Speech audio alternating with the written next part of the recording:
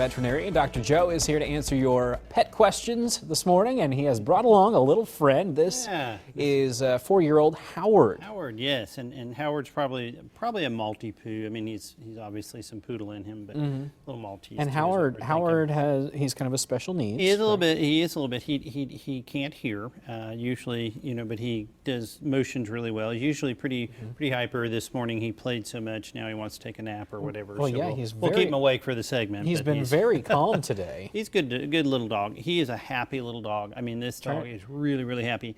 You were asking me before. I don't really recall him barking very much. Now that I kind of think about it, sometimes when you work in veterinary medicine, there's a lot of barking. You just kind of don't pay attention. We're trying to convince John Haverfield that he needs a weather dog. I think he'd be a quiet little friend for the mornings. He'd be pretty good. But he's a pet adoption league dog, and he's over at our clinic if anyone wants to come see him. So he's ready to go. We put a shirt on him. I don't know. He is very cute. Well, let's get right to the first question here. This is from Vince today. He says, every time my 5-year-old Spaniel Mix greets someone, she pees. Why and how can I get her to stop? Yeah, that unfortunately that is a sign of submission, or that's how sometimes they kind of greet you and say hi. I'm not being dominant, and that's obviously not acceptable in human language. And so I'll tell people what you got to do, and it seems counterintuitive, is have everyone turn away and then also redirect. A lot of times a treat and make them sit, so that when they think about greeting, they'll think about sitting at attention rather than kind of squatting and going down and saying, hi, I'm really nice. Well, we know that. Okay, fine. Just sit here for us. So, and just give a little bit of time. So. Okay. Next question is from Angelique. She says, I've noticed my cat scratching her ears more than usual.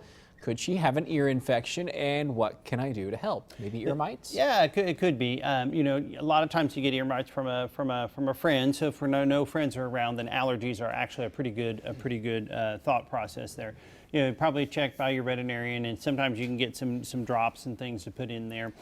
Sometimes too, I'll tell people, take a close look for fleas. We have seen a lot more fleas at the end of this year, and for whatever reasons.